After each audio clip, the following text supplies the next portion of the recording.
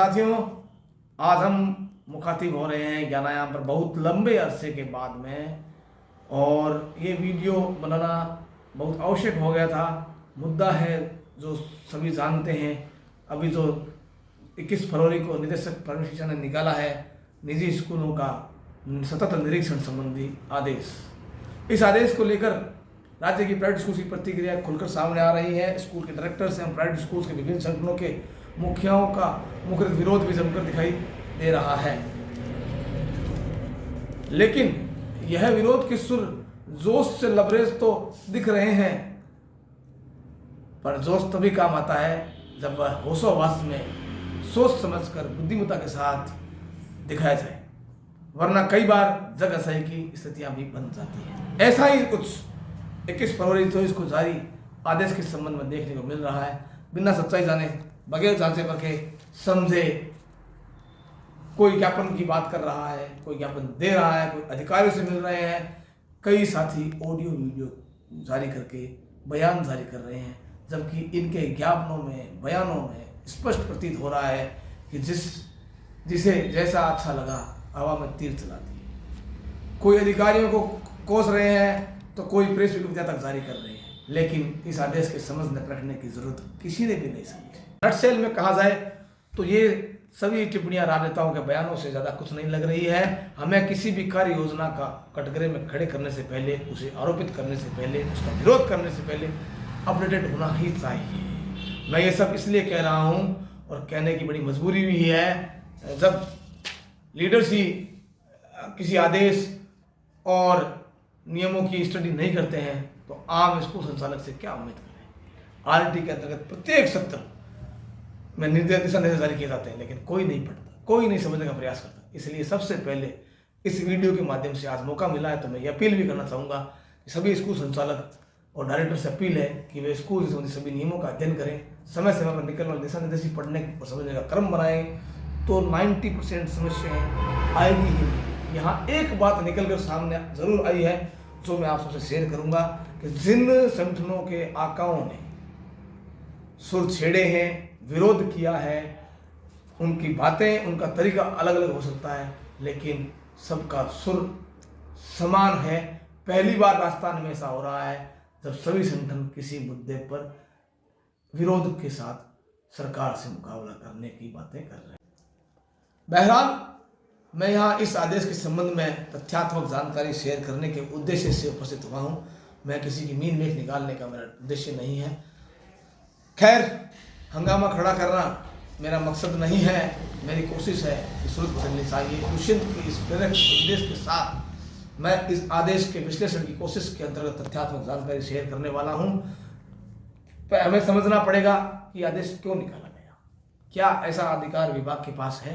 मैं दोनों बिंदुओं पर विश्लेषण करूंगा और फैक्ट्स बताऊंगा। 25 जनवरी 2024 को माननीय मुख्यमंत्री महोदय ने सभी विभागों की संयुक्त बैठक का आयोजन जयपुर में किया।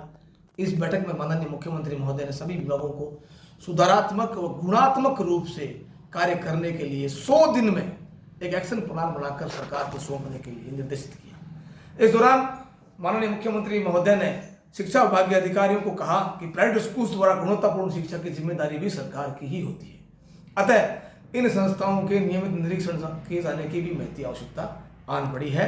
आदरणीय सीएम सर के निर्देशानुसार शिक्षा विभाग अपनी कार्ययोजना में लग गया।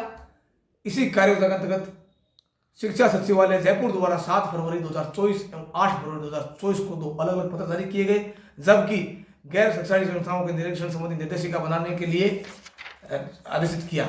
इसके बाद 13 फरवरी को राजस्थान स्कूल शिक्षा परिषद जयपुर ने भी ऐसे ही निर्देश जारी किए। इन निर्देशों के बाद शिक्षा निदेशालय बीकानेर में इस विषय में काम शुरू हुआ और एलिमेंट्री डायरेक्टर को इस हेतु अधिकृत किया गया। विभाग के अधिकारियों ने राजस्थान गैर सरकारी शैक्षिक संस्था कानून के अंतर्गत अधिनियम 1989 एवं नियम 1993 का तथा उसके पश्चात समय समय पर जारी किए गए संशोधनों का गहन अध्ययन कर 21 फरवरी 2024 को आदेश जारी कर दिया गया। निजी संस्थाओं द्वारा राजस्थान गैर सरकारी शैक्षिक संस्था अधिनियमों की पालना सुनिश्चित करने के लिए इस आदेश को जारी किया गया है।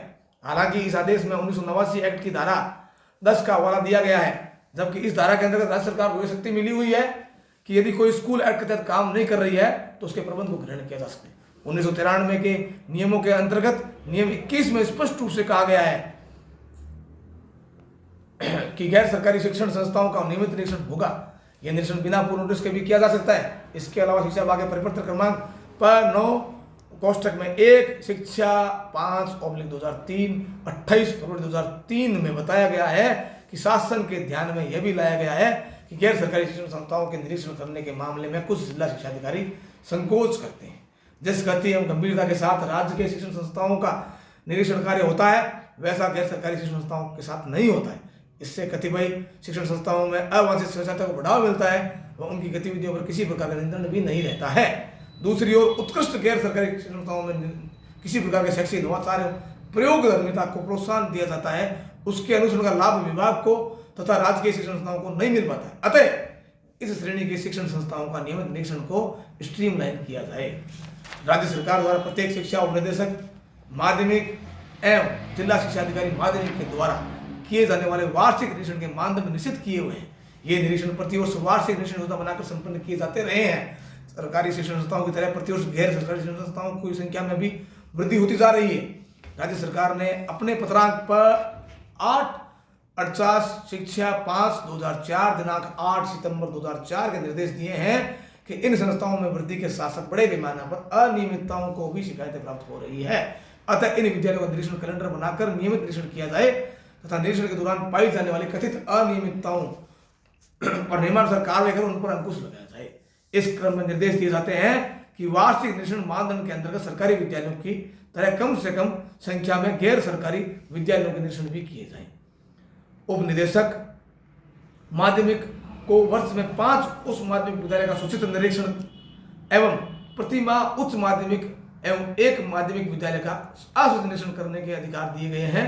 जिला शिक्षा अधिकारी माध्यमिक को वर्ष में 5 उच्च माध्यमिक विद्यालयों एवं 5 ही सेकेंडरी स्कूल्स का सूचित निरीक्षण करने के अधिकार दिए गए हैं।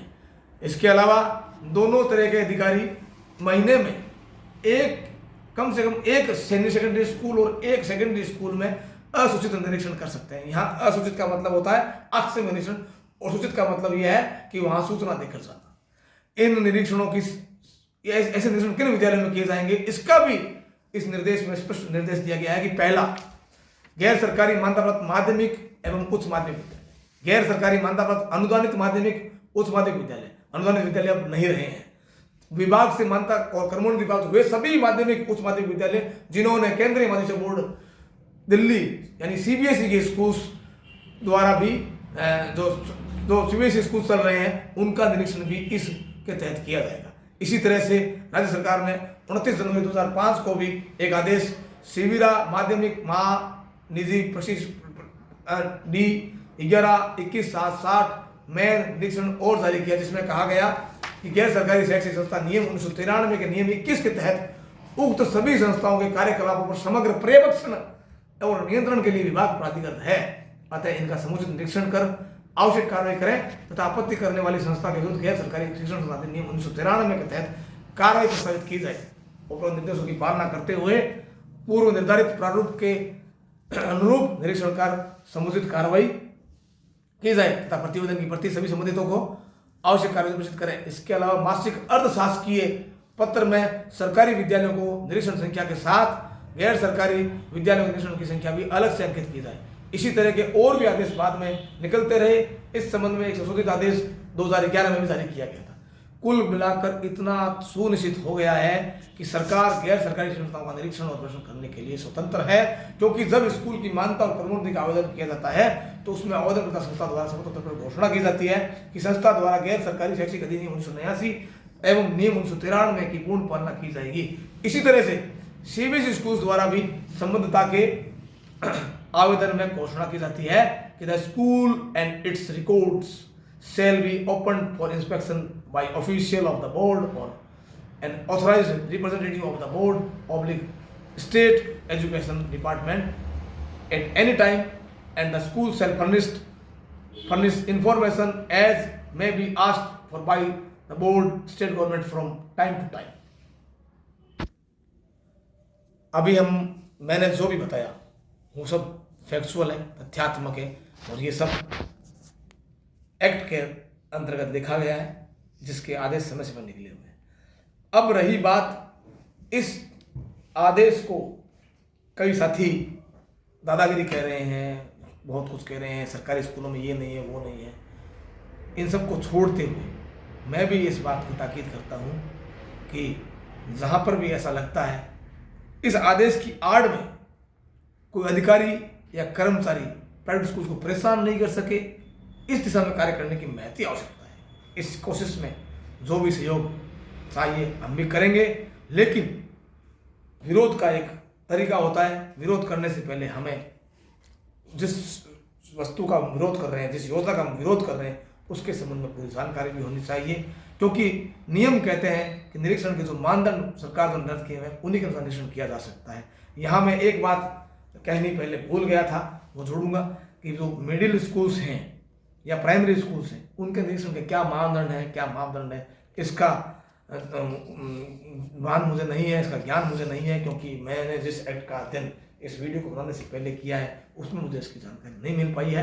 जैसे ही मैं इसका प्रयास भी कर रहा हूँ, जैसे ही मुझे इस विषय में जानकारी मिलेगी निश्चित रूप से मैं आप सबके बीच में हाजिर होऊंगा उस बात को लेकर।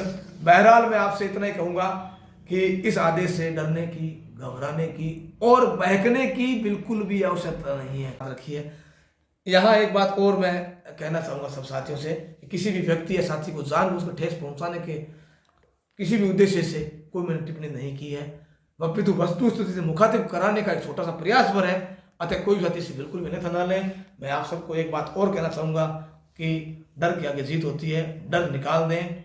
और इस संबंध में संगठनों से अपील करता हूँ कि जब आप सब इस आदेश का विरोध कर रहे हैं जो कि संविधान सम्मत है, जो कि एक्ट में लिखा हुआ है, इसका विरोध करने के लिए ज्ञापनों से या जोश से काम होना संभव लग नहीं रहा है। इसलिए आज एक महती बात मैं आप लोगों से कहना चाहता हूँ, गंभीरता से सोचिएगा, गंभीरता से समझिएगा।